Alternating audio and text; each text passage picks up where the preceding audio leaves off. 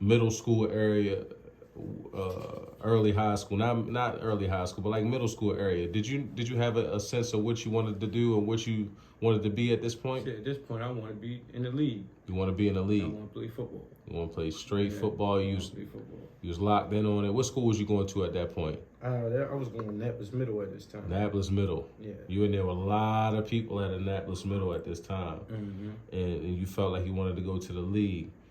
So, I mean, what was kind of like the lifestyle at that point? How was you carrying it then? Did you navigate around a little bit? Did you kind of tap in with the street a little bit? Did you kind of just stay straightforward? I was still a kid at this point, bro. Right. At this point, I'm outside playing throw up tackle. Yeah. You feel what I'm saying? We still riding bikes. We going neighborhood, and I'm everywhere but the neighborhood I live in. You feel what I'm saying? We all everywhere. Right. No, that's... You know what I'm saying? Showing up. Yeah. At this point, I'm still a kid. I still don't know what's going on around me. You feel what I'm saying? Mm-hmm. Everything going on around me, but I don't realize it at this time. Right. You feel? Everything is definitely going on. It's been going on around you at this time. For sure is jumping off. Yeah. Man, so around this time, who were some of your sports heroes? Because, predominantly, obviously, this is a sports show, and we can definitely talk about that for hours and hours. So you had Emmitt Smith, obviously. Sure.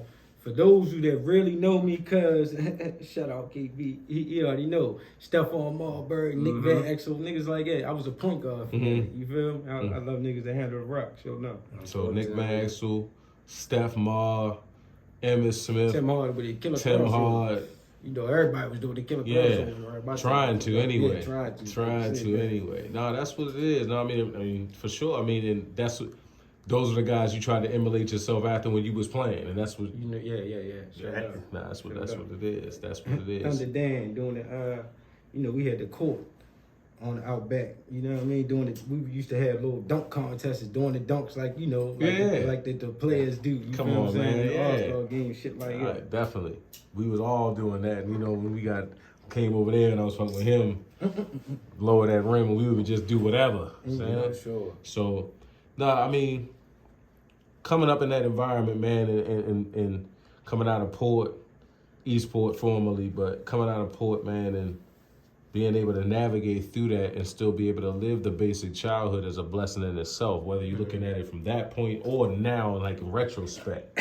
Knowing what I know, my father living there predominantly for a lot of his life, so me being in and out of there, I can fully attest to knowing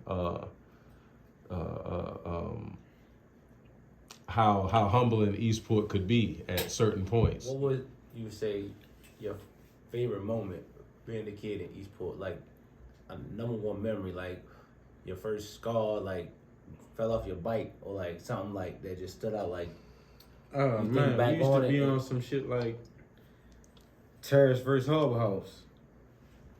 And it was ill because, God. Brody, for real, like niggas will beat you down. You have to explain it. You have to explain it to him. See, that's what I'm saying, bro. At this time, Harbor House still had the doors that you had to get buzzed in. Well, let me say, my grandmother's door was still the only one in the neighborhood, 1006, that was still doing it. So everybody used to knock on her door at the bottom because it's the only one bottom floor door. So they used to knock on her joint to get buzzed in the building to get in when it got locked. You feel me? So, like I said, from over the turns, I'm living at Turns. I catch the bus to my grandmother's house to, you know what I mean, from over there, over Harbor House side. I get off at the first parking lot, mind you though. I gotta get to 1006. So these Harbor House niggas is just talking trash the whole time we on the bus. You feel what I'm saying? This is not a long ride, pause. Right. It's not a long bus ride. Get there. I'm running to the crib down there. Ain't no damn there. I am running to the crib. Man, yeah. Niggas on your back. Like I told you, the door you gotta get buzzed in, so you gotta wait. You know a nigga took a couple lumps and couple times. You know what I mean? Shit like that though. But it's all kid, all fun shit. Yeah. Terrorist versus Harbor House. You feel me? That was all Bro, I'm fun, telling you, this is like from here to right downtown. Like, you know what I'm saying? Like, this is not no far distance for real. And niggas, like you said, niggas is chasing you off the bus to your crib. Yeah, showed up. Getting theirs, dipping off. But see that's them neighborhood rivalries that like build character in you though. But then like you grow up and then all y'all be cool and sit back and laugh about shit like that. Like, yo, sometimes, but that's also how niggas get to know you ain't no punk, you ain't a bitch. You know which niggas is gonna fight, which niggas to kind of stay away from. Like, oh, nah, he's scared. I ain't gonna mess with him. No, absolutely.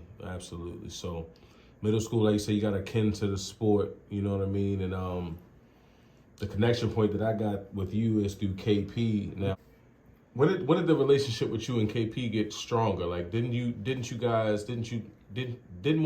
move with you, or was it the other way around?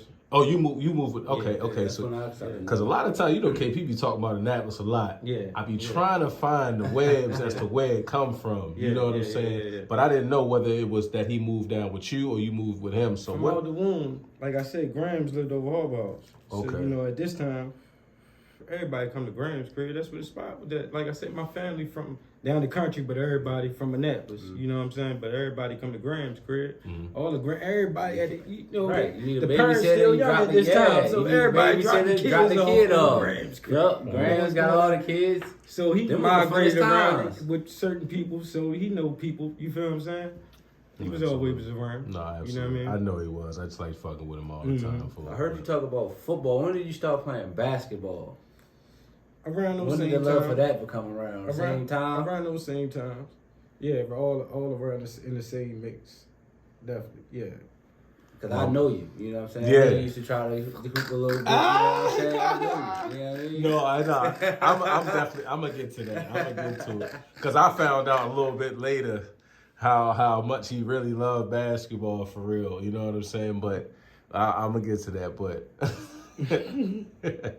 so middle school, right? So school at this point, are you locked in on that? You think about college at all? Or how are you navigating? Man, I'm sure before we get to high school, before you start turning into a grown man. Average grade getting kind of.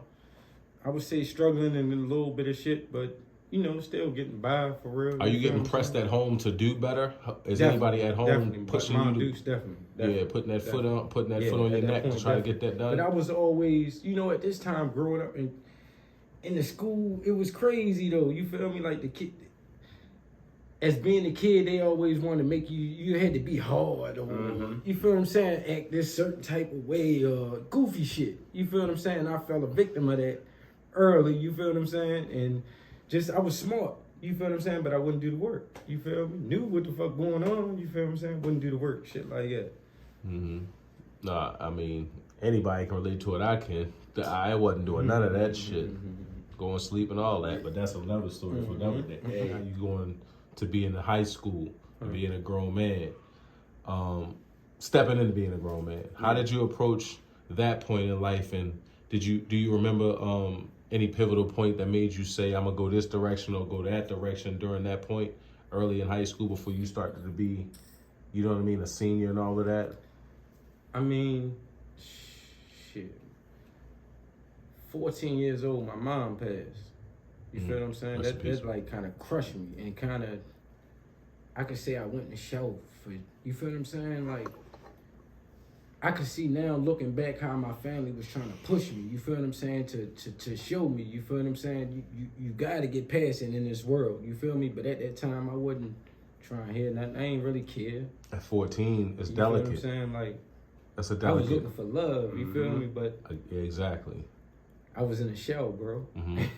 Out my body, out my mind. For years.